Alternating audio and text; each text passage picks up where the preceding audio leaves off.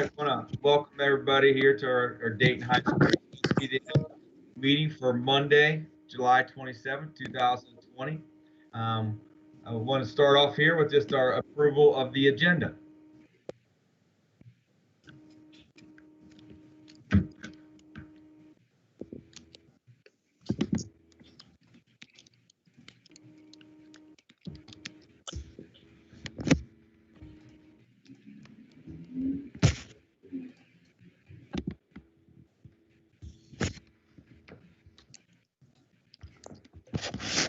I'll approve the agenda.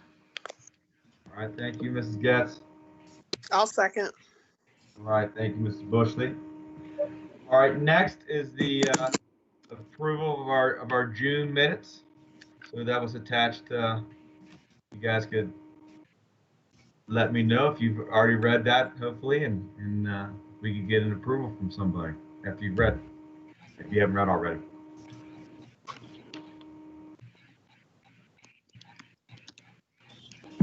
I read it, and should we have the student's name on the minutes? We should. What instance? The good news report, you mean? Yes. For opening business? Generous scholar? Yep. No, that's a public knowledge thing. That's fine for your minutes. Okay. I mean, I can take it out if you all want, but that's different than like testing data. Okay. Just curious. Threw me for a second there, Mr. Campbell. We said, "Oh, a student in there." Yeah. Other than that, I motion we approve. I'll second. All right, so we have approval of our June minutes. Next. There, I apologize. Who seconded? I did. Aaron. Okay. All right. Next is our good news report, and we do have some great news here. We have a Golden Apple Award winner. She is joining us today, and that is Mrs. Bushley. So I really want to applaud her for her outstanding work. Of course, we all know what a tremendous teacher she is, what a great resource she is for our students and staff, and how fortunate we are to have her. So it's just wonderful to see her be recognized outside of our building for the work that she has done, and very proud of her, and want to wish her my congratulations and say that we're glad to have her here with our as it's Dayton Green Devils. So congratulations to Mrs. Bush. That's our definitely good news report for the month of July. Congratulations, Ange. Yeah. Hey, good job, Bushley. So well deserved. It is well deserved. And she's gonna be recognized. You be recognized in a virtual meeting on Thursday, right at noon. Yes. Sorry, I missed most of that. I lost my connection and just got back in. Oh, do I need to go back and Thank repeat? you. Yeah, thank you. I appreciate it. Yeah, but truly, what a great accomplishment.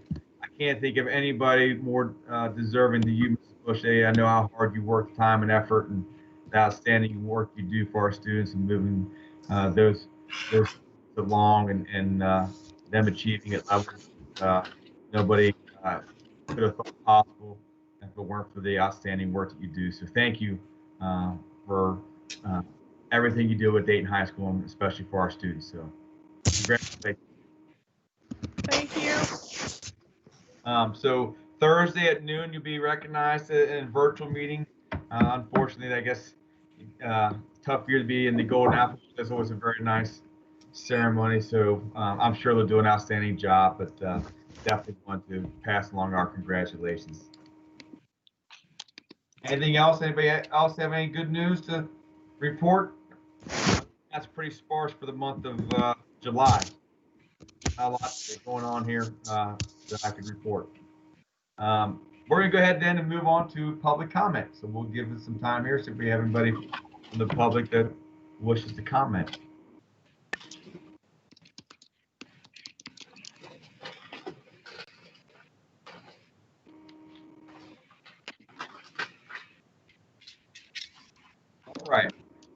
the record note that. There's no public comment. Next on our agenda is the student achievement report data. Obviously, for the month of July, we really do not have anything.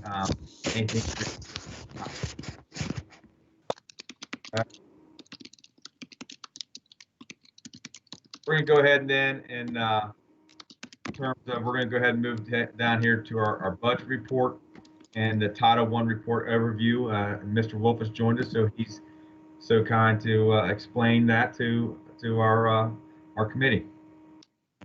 Sure. So, you guys, the monies that SiteBase works with are Section 7 monies, or Section 6 and Section 7 monies. And Section 6 monies are monies that we receive from the state based on enrollment and average daily attendance. So, if we have enrollment of 100, but our attendance rate is 90%, then we get 90% of whatever we're funded on per those 100 students. But a school district also gets many other monies. And what I'm going to talk to you about today are title funds, which are federal funds. So there's Title I, there's Title II, Title III, Title IV. Title I monies follow the kids. And what I mean by that is if there's someone living within our district boundaries that attends a private school, those monies travel with that kid. So I'm going to share a document. I'm going to share my screen with you. It's going to share a document. I will send you a copy of this once it is officially approved by KDE. So I work with Trish on this, and it's been submitted to KDE, and I've went back and forth with them. There's a 99% chance it's going to be approved. I just don't want to throw something out there and send you guys a copy and then something needs to be edited on it. So I'm just going to share my screen briefly and walk you guys through this. Let me find here we go. So can you guys see that? Yeah. I can. Okay. Yeah. Perfect. So you can see our total Title I allocation is $505,435. That is with Title II rolled into Title I. So Title II is very strict on what we can spend monies on. Same thing with Title IV. So this year we decided to roll Title II into Title I, which just gives schools more monies. You can see our total district set-asides are $53,449.59. Of those district set-asides, 4,500 of those monies go into parent involvement funds. Now that is something that's determined by Title I and KDE. A certain percentage has to go into that. So each school, so Dayton High School will get $2,261.44 for parent involvement. PD, we get $35,000. Now that's PD for everyone in the entire district. So instructional assistants, teachers, administrators, district office staff, and that's registrations, hotels, travel for everyone in the district. We have $5,000 set aside for homeless students within our district that are homeless. This year we added almost $8,000 to preschool. The preschool budget was cut, so we added monies into that. And then we get $1,000 for substitutes, but that only pays for substitutes who are paid out of Title I. So we have, and we'll talk about that here in a minute. We're going to skip over Lincoln Elementary School. Like I said, and you feel free to look at it, but since this is Dayton High School's meeting, that's what we're going to talk about. So you can see total Dayton High School receives of the $505,000. Dayton High School gets $215,429, and $174,804 of those monies goes to pay for 3 teachers' salaries and fringes. So those teachers have to sign a paper every twice a year, and just stating that they're working in areas of Title I, which is math and reading. The second one there, Dayton High School gets $20,000 to go towards software. And I just put such as CERT and Reading Plus. Last year we CERT, Reading Plus, case testing, Certiport. And then there's $10,600 that will go towards instructional resources and books. And then this year we added in $10,000 will go towards technology equipment. So that's not necessarily devices, but that would be charging cables or stations or cases or anything that equipment that technology would need.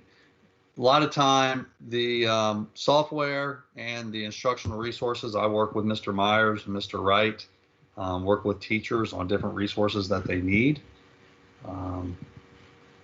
So that's what those monies go towards. And then you can see the bottom part there, Title I services to private school students.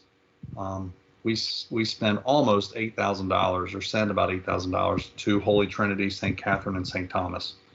And this year we have 4 students that are going to Holy Trinity, 4 that are going to St. Catherine, and 3 that are going to St. Thomas that live within the Dayton city limits and qualify for free and reduced lunch. So anyway, that's where those monies go. Does anybody have any, what questions do you have about this Title I budget?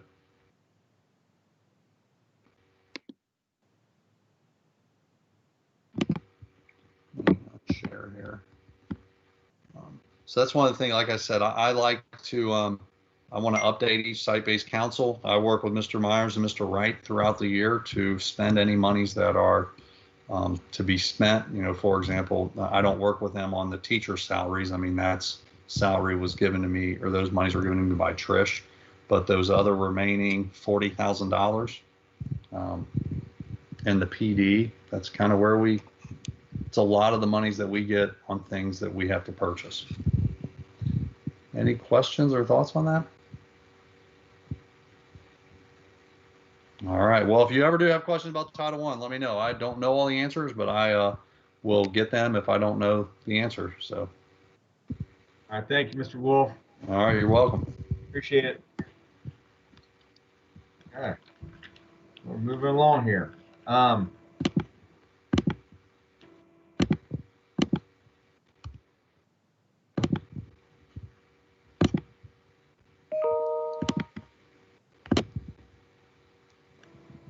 Just next thing, just realized did not have this on here, so I'd like to make. Well, I'm sorry, correct myself. Next, if we could continue there, if you want any questions about after Mr. Wolf gave the Title I report in terms of our Sbdm budget, I do want to make special note that we were able to carry over money that was not used in last year's site-based budget. So there's about $12,000 that is able to be carried over and to be used toward this year. So I want to make sure I point that out to everybody on here. I'll give everybody time to take a look at the budget report.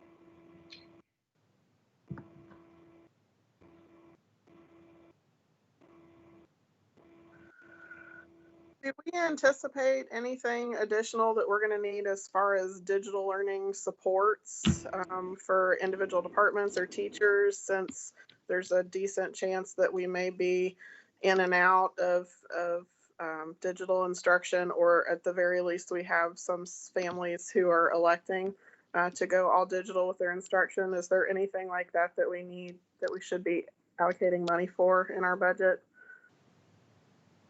Or should we at least ask teachers if there's something like that, since we do have that little bit of carryover, if there's something that they need for digital instruction? think that certainly would be it would be wise to take that into consideration because there probably will be some additional supports needed for some of our students, and with the likelihood that you know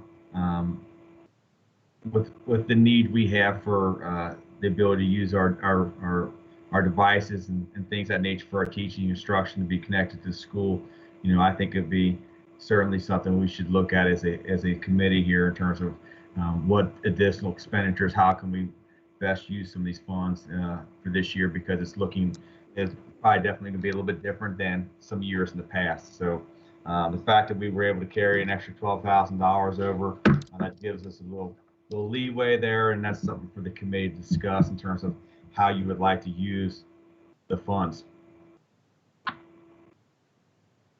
I'm sure Casey likes hearing that. Do we have a deadline since they've moved it back? Do we have to have that 12,000 spent by a certain date? No, it's just the same as it would any year now. Would just go to the end of end of this fiscal year. So it just starts from the beginning. So not had any indication you have to spend it by any date other than how we would be operating under normal circumstances. Just that money was carried into the budget for this year. Because with school-based, you know, Maybe since we're going to have teachers together again, at least for PD, starting on the 12th, and that'll be before our next meeting, I believe maybe we could just put out an email or a survey or ask in one of the meetings or something if there's anything, you know, digitally based that any individual teachers may need in order to kind of amplify or support their digital instruction, regardless of what happens.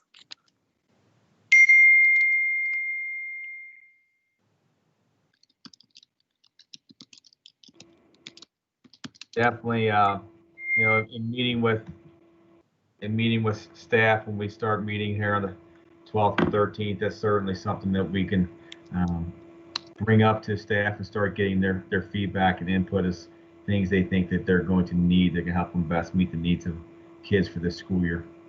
So I've noted that, and we'll make sure we bring that to their attention. Any thoughts on how much we would allot, or is that just something we would see in terms of what teachers' requests would be?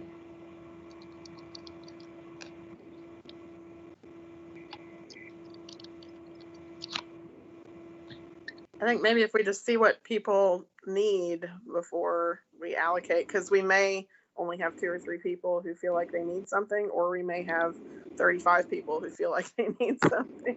All right.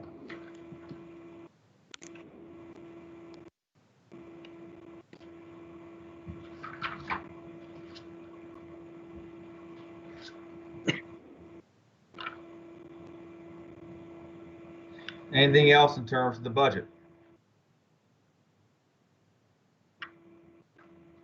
Get a motion to approve?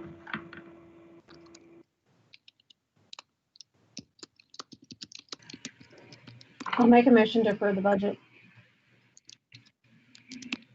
I'll second. Okay, moving along here to our bylaw or policy review. We are now wrapping up. This is our second reading of bylaws, pages 14 and 15. Give everybody some time. I know we looked at it last month. If you could, anything that you want to add or feel like needs to be changed, this is the time to do so.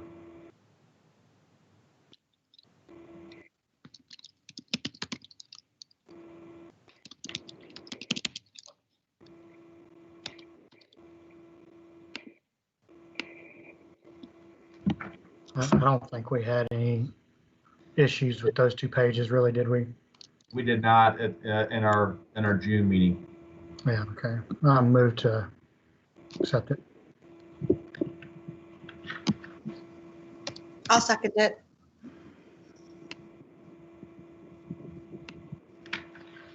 All right. All right. Hey, one thing, maybe this would actually be a good time to bring this up. We did have a conversation with KDE that actually pertained to page 15 of our bylaws. Yes. And they essentially just recommended making one minor change for Part G of actually changing that bylaw amendment to say bylaw and policy amendment. I'm good with that. Yeah, I don't see any problem.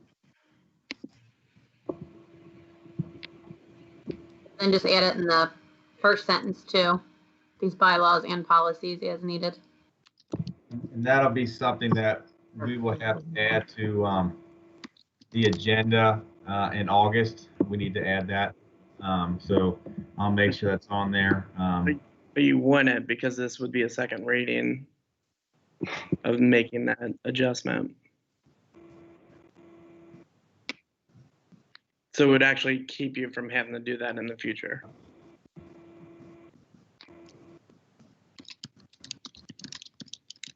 We can just approve it with that change.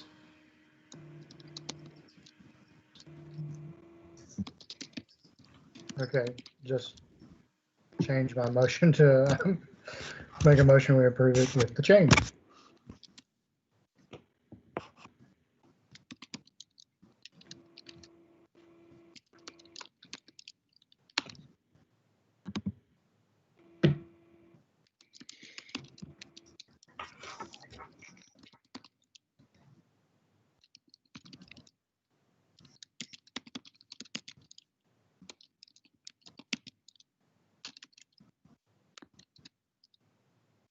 Okay, we're ready to move down to new business here. Is there a second on that? You can put me down again. Okay. And there is 2 spots in that paragraph that you have to fix it. Yeah, yeah. In terms of moving on to new business here, we're ready for our second reading now of the grading policy, and I'll let Mr. Wright kind of lead this part here. Was there any further, at this point, we've had a lot of meetings about this. Was there further discussion on the grading policy?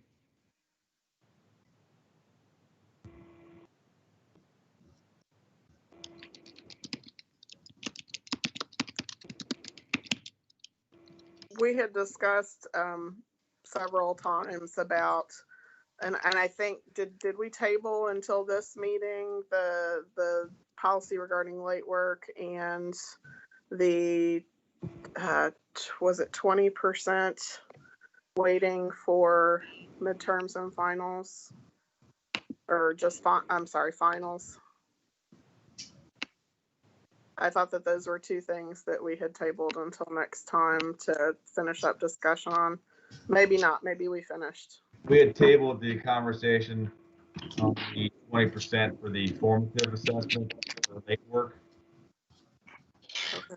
As far as the others, I think we had come to agreement on those, but we had not, or we had discussed those, but we had not come to agreement on, or finished our discussion, I should say, on the 20% for the late.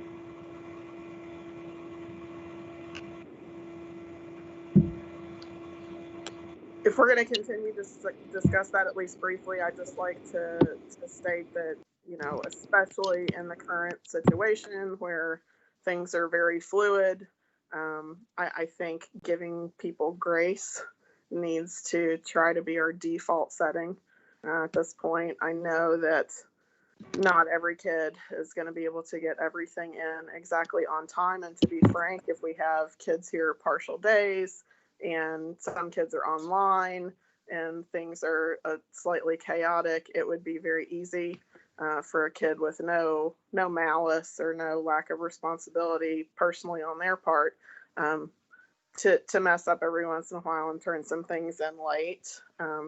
As I've said before, from a professional standpoint, I understand we're trying to teach responsibility to students, But I think, with our focus being on student achievement, we need to also offer support to students.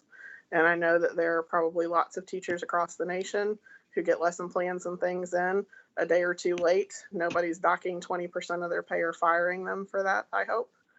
So I would just like to offer that, especially during chaotic times where things are not in a regular routine, and even if they are, I just feel like it should be default mode to offer people some grace and to offer support and look for ways to overcome obstacles and solve problems, as opposed to it just necessarily being a punitive measure.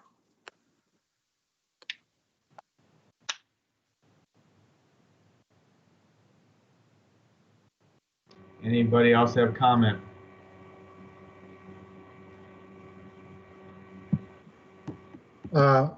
I agree with Ms. Bushley.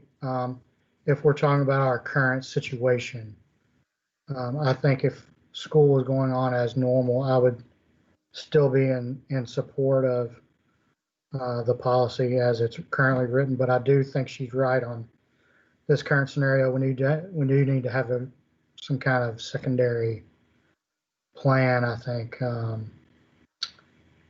to help accommodate this, situation. The policy that we've discussed is obviously a policy discussed where we would be in, quote, more of a normal, regular school setting situation. We don't know exactly what the school year is going to look like at this point. I definitely know that we're going to have to be prepared to adapt and pivot and change. Is going to be maybe a couple times this year. So I think that grace throughout the year and understanding the situations that we're dealing with throughout the year, and especially considering how students might be receiving instruction, that I feel like our staff we will make the adjustments as we go. This policy is more in terms of if we were in a regular school setting. I think that's what the mindset is for this. But as we move into this school year and have more certainty as what it's going to look like, we'll have to be prepared to adapt and best meet the needs of our kids. How is that going to look? I guess I'm having a hard time understanding. If we pass this tonight and it's policy under the assumption that we're in the building, what could you add to it, or how could it change? Or is this just a personal conversation that you have with staff saying, hey, this is, or do we have to write a different one for the interim? That's a good question. I think at this point right now, we don't, like I said, we don't know exactly what the school year is going to look like. The next thing here is the school schedule. It's not even been established 100% at this time. We could be a half-day schedule, and I was going to talk about that here a little later. So I'll try not to get to that just yet, but we could be virtual. And there's just tremendous uncertainty for districts at this point, and we know that things can change here in the next week or two, and so we're kind of playing that out and forced to unfortunately have some uncertainty. I in my mind, and looking at this policy as we're looking at passing this in terms of we're in the regular school situation. We know if we end up in a situation where we are virtual in the school year, as we start the school year, that we may be forced to make some adaptations, some changes as we get into it. If that makes sense. Yeah, and I think I like the policy. I would approve the policy as it is written right now, with the understanding that there could be changes, but I also feel like I'm also one of those teachers that is going to give you like a break at first anyway. I guess I'm concerned on what if, somebody that's a little bit more like, this is how it is.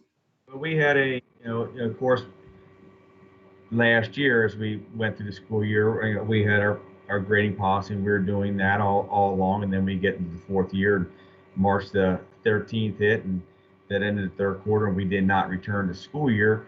We did not return to school in the building, but we continued school through the NTI model. And as we went through, we realized we had to make some changes that were to help our students and to do what was best for them in this situation. So, we don't know how that's going to progress as the year goes along, but we're going to have to, and we have to be prepared to change and do what's best for kids as the year rolls out. So, my mindset is we have to be adaptable, and we'll adapt to do what's best for the kids as need be.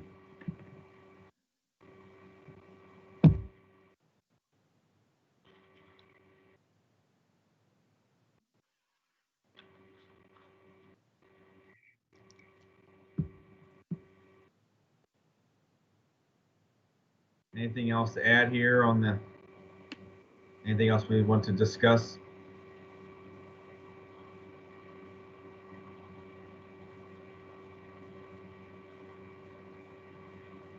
Our parents have anything to say at all there, or anything you want to share, Jennifer or Angela? No, I'm just waiting out the storm like the rest of you all. Let's see how this is going to begin. Agree. Okay, so are we prepared to vote on this tonight?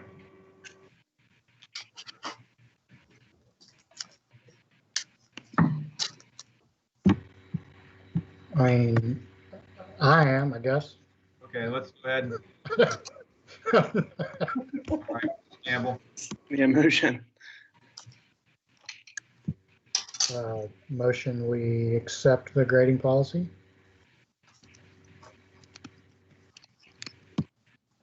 I'll second it. Can we take a vote, please? Mhm. I'm sorry. I'm full disclosure to everyone. I'm minimizing. I can only see one person at a time, and sometimes it shows me who's speaking, sometimes it doesn't. I apologize. I keep asking who's seconded. Was that you, Ms. Getz? Yes. Okay, sorry. I'm trying to do the minutes as well. Sorry. And then Ms. Bushley wanted to vote.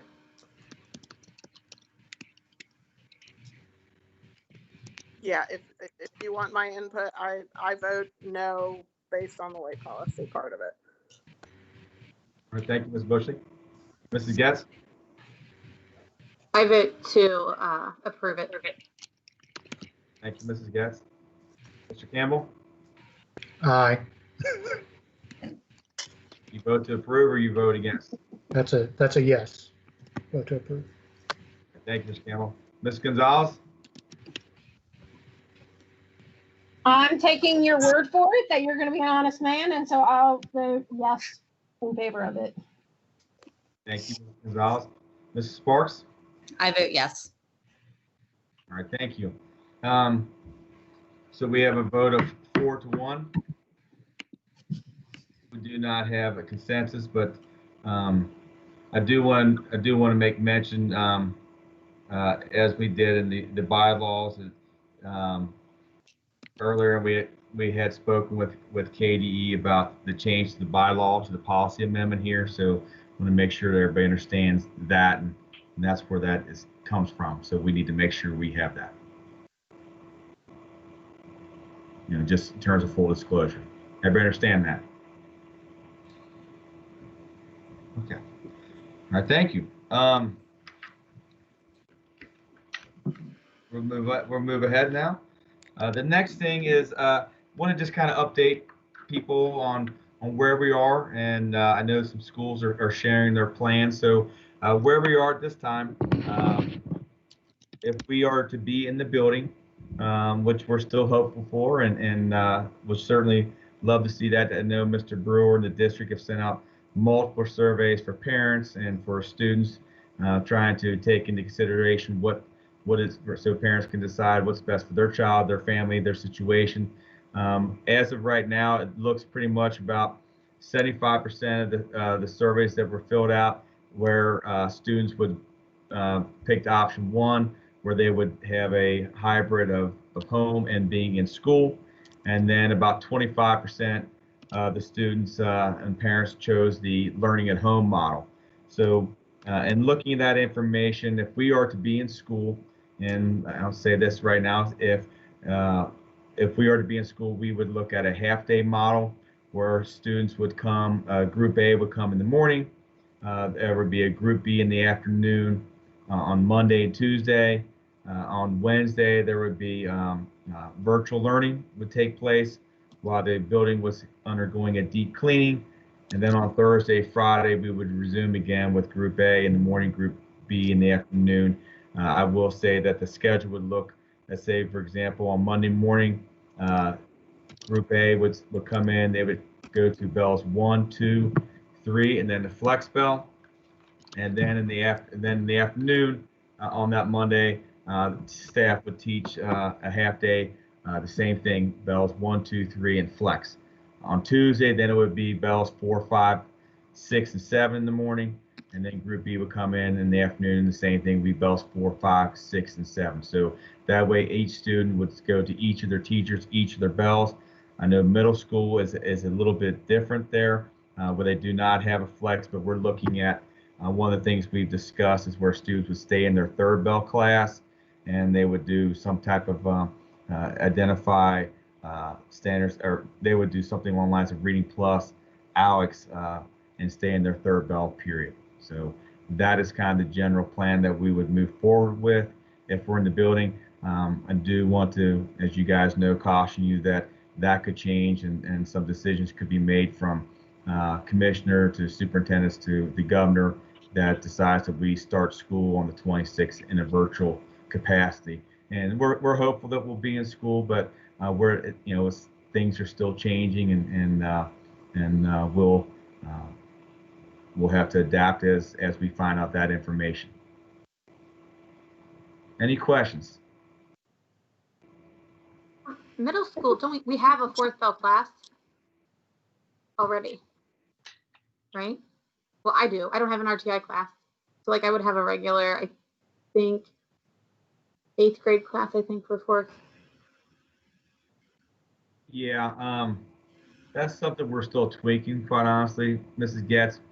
We do know that middle school, you know, you have bells 1 through 7. The high school has a flex built in there, so we need to have something along there for the middle school. So we need to keep everybody in line there together. So this was just an option that we would have, because you know it's easy for the high school where we go bells 1, 2, 3, and then a flex. Well, middle school does not have that. Where the next Yeah. 5, 6, and 7. So we need to have something where they would be in line together. And so we thought that would be a good option. We're still exploring that. So, Ms. Getz, one of the good things about this particular schedule as it pertains to middle school is the majority of the built-in RTI classes for the 7th and 8th grade are generally in the afternoon. So by having this morning block of time for students to be either identified as needing extra math or extra reading instruction, it gives those students an opportunity to have interventions every day of the week. And obviously with those being our foundation level kids, that's really such a critical time to hit them. So this could, in a way, really be a plus for those kids, that as opposed to just getting those interventions twice a week, they would actually be able to get them 4 days a week. And when I say twice a week, 4 days a week in person, of course, is what I mean, because they should still be getting those interventions virtually on the other days. Right. I just didn't know if I would end up switching and like taking on an RTI class, or if, because that would be like a regular core class for my schedule, which we can talk during PLC tomorrow about that. I see what you're saying. Okay. Yeah. Makes sense. Any questions at all? I know I reached out to each of you and spoke to each of you on the phone, and we were pretty at that in June. We were of the opinion that we wanted to do a half-day model. it was going to look a little different than what we finally decided upon. So just wanted to make sure we thought it important to make sure we update everybody. That's one of the reasons we're having PLCs all week this week with everybody, just to make sure people are on the same page and understand here's where things are and what the schedule could look like, and just trying to make sure that we're able to answer their questions, because I know we're not too far out from school starting, and want to make sure that I know they're wondering and have questions, so we're trying to make sure that's why we're meeting with all the PLCs this week. So hopefully they'll find that helpful and get the information that they want, but then keeping in mind that things can change, and we don't know for sure where things are going to exactly go, but just giving them explain to them what the options would be. Okay. All right. Now I'm just going to move on to share with you through an email just the safety protocols. The re-entry team, just kind of want to give you a brief update on how that went. We did meet last Tuesday, July the 21st. That was our first meeting. We have 4 staff members, 4 teachers. Mrs. Bushley is one, Mrs. Lukens, Mr. Loftman, and Mr. Bird. They're all in the committee, along with the administrative team, myself, Mr. Wright, Mrs. Stalking. And then we have Mr. Ackerson, who is our lead custodian, and Mrs. Frederick, who is at the front of the building there. We thought it important to put two of our classified staff people on there that really a lot of this is going to affect. And then we also have a parent, Jessica Lovins, who has joined us for that for our team. We did meet last Tuesday. We're meeting again tomorrow. Last week, we spent the majority of our time talking about our general school procedure protocols, talking about cleaning, how that would look. Mr. Kim had updated us on some of the equipment they're looking to purchase in terms of trying to help keep the building clean. And then some of the safe behavioral health practices tomorrow. When we meet, we're going to start talking about masks and what the expectations would be for that, as well as school arrival, school departure. Had a productive meeting, and really enjoyed the discussion. A lot to think about and to consider, and looking forward to meeting with everybody again tomorrow. And that's one of the things that just kind of, when we're meeting the PLCs this week, we're just updating people on what exactly we're talking about and how things could look for when school starts and when we're in the building. Anybody have any questions at all? Nope.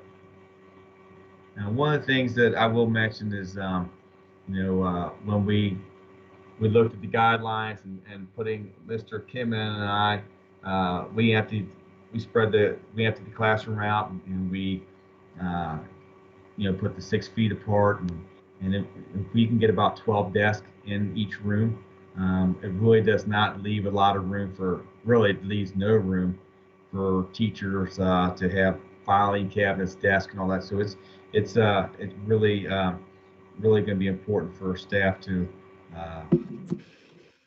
not to minimize the things they have in the classroom this year. So it can be done, and of course, as the results of in looking at our class rosters this year, we have several classes that have 27 is basically the highest number. We have one, I think, that had 28. But if you take out 25% of the students are not in there, the numbers come down to, Mrs. Getz, I know you're good at math, so I can see you kind of figuring that out there. If you lost 25%, your highest is 28 kids in class is 21, so you would have potentially 11 kids in the morning, 10 in the afternoon, if it all works out just right. And so we'll play with the numbers, and that keeps us at 12 or less in the classroom. Certainly there might be some classes where we're required to have more than 12, and in that case, the student would have to be masked the entire time in there. Certainly when they move, they'll mask, and that's one of the terms we discussed at length last week, is if you move, you mask. And so really trying to hammer home those safety protocols so we can do the best job possible of keeping staff and students safe that are in our building. Anything else?